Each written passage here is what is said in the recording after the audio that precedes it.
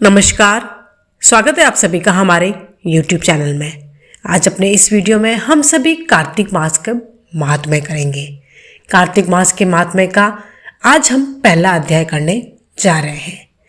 आपको कार्तिक मास के महात्म्य का श्रवण अवश्य करना चाहिए। यह आपके सभी दुखों को हरने वाला महात्म्य है। जी हाँ, कार्तिक मास का महात्म्य आपके सभी दुखों को हरने वाला है और आपकी मनोकामना की पूर्ति करने वाला महात्म्य है। तो आइए आज हम इस महात्म्य के पहले अध्याय का श्रवण करते हैं। मैं सिमरू माता शारदा, मैं सिमरू माता शारदा, बैठे जेवा आए। कार्तिक मास की कथा लिखे कमल हर्षाए। निमिषारण्य तीर्थ में श्री सूक्त जी ने 88,000 शौनकादि ऋषियों से कहा, अब मैं आपको कार्तिक मास की कथा विस्तार पूर्वक सुनाता हूँ। जो भी कार्तिक मास की कथा को सुनता है, श्रवण करता है, उससे मनुष्य के सभी पाप नष्ट होते हैं और अंत समय में उसे वैकुंठ धाम की प्राप्ति होती है। उसकी सभी मनोकामनाओं की भी पूर्ति होती है। सूत जी ने कहा, श्री कृष्ण जी से अनुमति लेकर देवर्षि नारद के चले जाने के पश्चात सत्यभामा प्रसन्न होकर भगवान कृष्ण से बोली, हे प्रभु, मैं धन्य हुई, मेरा जन्म सफल हुआ। मुझ जैसी त्रैलोक्य सुंदरी के जन्मदाता भी धन्य है, जो आपकी 16,000 स्त्रियों के बीच में आपकी परम प्यारी पत्नी बनी। मैंने आपके साथ नारद जी को यह कल्प वृक्ष आदि पुरुष विधि पूर्वक दान में दिया, परंतु वही कल्प वृक्ष मेरे घर लहराया करता है।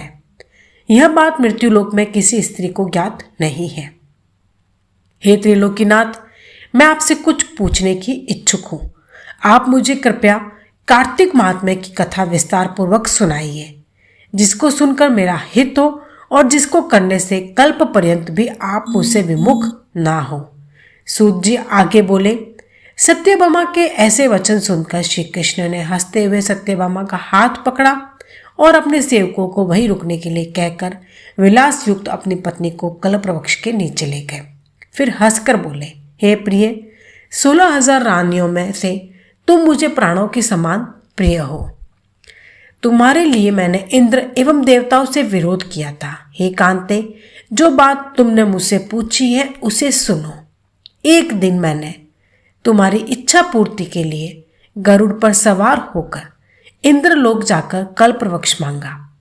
इंद्र द्वारा मना किए जाने पर इंद्र एवं गरुड़ में घोर संग्राम हुआ और गोलोक में भी गरुड़ जी गांव से युद्ध किया। गरुड़ की चोट से उनके कान एवं पूंछ कटकर गिरने लगे, जिससे 3 वस्तुएं उत्पन्न हुई। कान से तंबाकू, पूंछ से गोभी और रक्त से मेहंदी बनी। इन तीनों का प्रयोग करने वाले को मोक्ष नहीं मिलता। तब गौ ने भी क्रोधित होकर गरुड़ पर वार किया, जिससे उनके 3 पंख टूटकर गिर गए। इनके पहले पंख से नीलकंठ, दूसरे से मोर और तीसरे से चकवा चकवी उत्पन्न हुए। हे प्रिय, इन तीनों का दर्शन करने मात्र से ही शुभ फल प्राप्त हो जाता है। यह सुनकर सत्यभामा ने कहा, हे प्रभु, कृपया करके मुझे मेरे पूर्व जन्मों के विषय में बताइए कि मैंने पूर्व जन्म में कौन कौन से दान, व्रत और जप नहीं किए हैं। मेरा स्वभाव कैसा था, मेरे जन्मदाता कौन थे और मुझे मृत्युलोक में जन्म क्यों लेना पड़ा। मैंने ऐसा कौन सा पुण्य कर्म किया था जिससे मैं आपकी अर्धांगिनी हुई। श्री कृष्ण ने कहा, हे प्रिय, अब मैं तुम्हारे द्वारा पूर्व जन्म में किए गए पुण्य कर्मों को विस्तार पूर्वक कहता हूँ, उसे सुनो। पूर्व समय में सत्ययुग के अंत में मायापुरी में अत्रि गोद में वेद वेदांत का ज्ञाता देव शर्मा नामक एक ब्राह्मण निवास करता था। वह प्रतिदिन अतिथियों की सेवा, हवन और सूर्य भगवान का पूजन किया करता था। वह सूर्य के समान तेजस्वी था। वृद्धावस्था में उसे गुणवती नामक कन्या की प्राप्ति हुई। उस पुत्रहीन ब्राह्मण ने अपनी कन्या का विवाह अपने ही चंद्र नामक शिष्य के साथ कर दिया। वह चंद्र को अपने पुत्र के समान मानता था और चंद्र भी उसे अपने पिता की भांति सम्मान देता था। एक दिन वे दोनों कुश व समिधा लेने के लिए जंगल में गए। जब वे हिमालय के तलहटी में भ्रमण कर रहे थे, तब उन्हें एक राक्षस आता हुआ दिखाई दिया। उस राक्षस को देखकर भय के कारण उनके अंग शिथिल हो गए और वे वहां से भागने में भी असमर्थ हो गए। तब उस काल के समान राक्षस ने उन दोनों को मार डाला। चूंकि वे धर्मात्मा थे, इसलिए मेरे पार्षद उन्हें मेरे वैकुंठ धाम में मेरे पास ले आए। उन दोनों द्वारा आजीवन सूर्य भगवान की पूजा किए जाने के कारण मैं उन दोनों पर अति प्रसन्न हुआ। गणेश जी, शिव जी, सूर्य व देवी, इन सब की पूजा करने वाले मनुष्य को स्वर्ग की प्राप्ति होती है। मैं एक होता हुआ भी काल और कर्मों के भेद से 5 प्रकार का होता हूँ।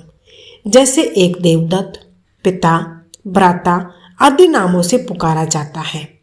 जब वे दोनों विमान पर आरूढ़ होकर सूर्य के समान तेजस्वी, रूपवान, चंदन की माला धारण किए हुए मेरे भवन में आए तो वे दिव्य भोगों को भोगने लगे।